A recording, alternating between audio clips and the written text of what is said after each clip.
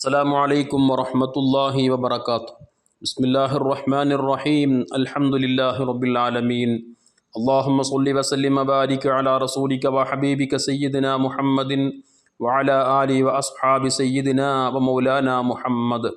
ഹബീബായ സയ്യിദുൽ വജൂദ് മുത്തുനബി സല്ലല്ലാഹു അലൈഹി വസല്ലം അവിടുത്തെ ജീവിതത്തിൽ ഒരിക്കൽ പോലും കളവിനോട് ചേർന്ന അത് കലർന്നതോ ആയ ഒരു വാക്കുപോലും സംസാരിച്ചിട്ടില്ല എന്ന് അവിടുത്തെ ജീവിതം നമ്മെ പഠിപ്പിക്കുന്നുണ്ട്.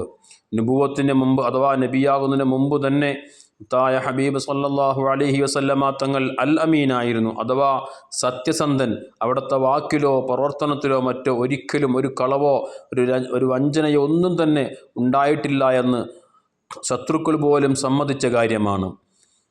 മുത്തുനബി സല്ലല്ലാഹു അലൈഹി വസല്ലമ തങ്ങൾ സംസാരിക്കുന്ന ഏതേത് വിഷയവും അത് അള്ളാഹുവിൽ നിന്നുള്ള പ്രത്യേക നിർദ്ദേശം, അള്ളാഹുവിൽ നിന്നുള്ള വഹി കൊണ്ടല്ലാതെ അവിടുന്ന് സംസാരിക്കാറില്ല എന്ന് ഖുർആൻ തന്നെയും നമ്മോട് പറഞ്ഞിട്ടുള്ളതാണ്. വമാ യൻതിഖു അനിൽ ഹവാ ഇൻ ഹുവ ഇല്ലാ വഹീ യൂഹാ.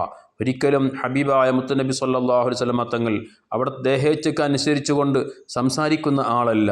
അള്ളാഹുവിൽ നിന്നുള്ള നിർദ്ദേശം വഹീ പ്രകാരം മാത്രമാണ് മുത്തുനബി സല്ലല്ലാഹു അലൈഹി വസല്ലമ തങ്ങൾ ഏതൊരു വിഷയവും ഇവിടെ പറഞ്ഞിട്ടുള്ളൂ. അപ്പോൾ അതുകൊണ്ട് തന്നെ അവിടുത്തെ മൊഴിമുത്തുകൾ പൂർണ്ണമായും സത്യസന്ധമായിരുന്നു. ഒരു വാക്കുപോലും അതിൽ കളവില്ല എന്ന് ഖുർആൻ തന്നെയും നമ്മോട് വ്യക്തമായും പഠിപ്പിക്കുന്ന കാര്യമാണ്. ബഹുമാനപ്പെട്ട ഇമാം അബൂദാവൂദ് റളിയല്ലാഹു തആല അൻഹു അബ്ദുല്ലാഹ് ബിൻ അംർ റളിയല്ലാഹു അൻഹുവിനെ തൊട്ട് നിവേദനം ചെയ്യുന്ന ഹദീസിൽ മഹാനായ അബ്ദുല്ലാഹ് ബിൻ അംർ റളിയല്ലാഹു തആല അൻഹു പറയുന്നുണ്ട്, മുത്ത് ഹബീബ് സല്ലല്ലാഹു അലൈഹി വസല്ലമ തങ്ങൾ പറയുന്ന ഏത് വിഷയവും ഞാനത് കേട്ടുകഴിഞ്ഞാൽ ഉടനെ രേഖപ്പെടുത്തി വെക്കും, എവിടെയെങ്കിലൊക്കെ എഴുതി വെക്കും. എന്തിനു വേണ്ടിയിട്ടാണ്? അതെനിക്ക് മനഃപ്പാഠം പഠിക്കാൻ.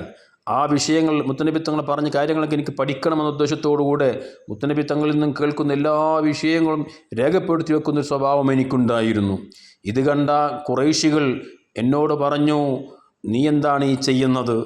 മുത്തുനബി സല്ലല്ലാഹു അലൈഹി വസല്ലമ തങ്ങൾ അവിടുന്ന് ഒരു മനുഷ്യനാണ്, അവിടത്തേക്ക് ദേഷ്യം വരും, സന്തോഷം ഉണ്ടാകും, ഇങ്ങനെ പല അവസ്ഥകളും മനുഷ്യന്മാർക്കുണ്ടാകുന്നത് പോലെ മുത്തുനബി തങ്ങൾക്കുമുണ്ടല്ലോ. അങ്ങനെ ദേഷ്യം വരുമ്പോഴും പലതും ചിലപ്പോൾ പറഞ്ഞേക്കും. നമ്മളൊക്കെ പറയുന്നത് പോലെ സന്തോഷമുണ്ടാകുന്നത് പോലെ അനുകൂലമായ പലതും പറഞ്ഞേക്കും. ദേഷ്യം വരുമ്പോൾ പ്രദേശത്തുള്ള ആൾക്ക് എതിരായി പലതും പറഞ്ഞേക്കാം. ഇങ്ങനെ പലതും പറയുന്നൊരവസ്ഥ നമുക്കുണ്ടാകുന്നത് പോലെ നബിയും ഒരു മനുഷ്യനായതുകൊണ്ട് അവിടുത്തെ നിന്ന് പറയുമ്പോൾ അതെല്ലാം സത്യസന്ധമായിക്കൊള്ളണമെന്നില്ലല്ലോ എന്ന അർത്ഥത്തിൽ അവരെന്നോട് പറഞ്ഞപ്പോൾ അവരെന്നോട് പറഞ്ഞു, അതൊന്നും എഴുതി വെക്കേണ്ട ആവശ്യമില്ല എന്ന് എന്നോട് വിരോധിച്ചപ്പോൾ ഞാൻ എന്ത് ചെയ്തു? എൻ്റെ എഴുതൽ ഞാനവിടെ നിർത്തിവെച്ചു. ഞാൻ പിന്നീട് എഴുതാൻ നിന്നില്ല. പക്ഷേ നേരിട്ട് ഹബീബായ മുത്തുനബി സല്ലല്ലാഹു അലൈഹി വസല്ലമ തങ്ങളോട് ഈ കാര്യങ്ങൾ, ഈ സംഭവങ്ങൾ ഞാൻ പറഞ്ഞപ്പോൾ അവിടുന്ന് പറഞ്ഞ ചില വാക്കുകളുണ്ട്. മുത്തുനബി സല്ലല്ലാഹു അലൈഹി വസല്ലം അവിടുത്തെ വായിലേക്ക് വിരൽ കൊണ്ട് ചൂണ്ടിക്കാണിച്ചുകൊണ്ട് പറഞ്ഞു, ഫഖാൽ, അവിടുന്ന് പറഞ്ഞു, ഉക്തുബ്, നീ എഴുതി വെച്ചോ, നീ എഴുതി വെക്കണം. ഞാൻ പറയുന്ന ഏത് വിഷയങ്ങളും നീ അത് എഴുതി വെക്കണം, ഒരിക്കലും ഒന്നുപോലും നഷ്ടപ്പെടുത്താൻ പാടില്ല. ഫവല്ലദീ നഫ്സി ബിയദിഹി മാ യഖ്റുജു മിൻഹു ഇല്ലാ ഹഖ്.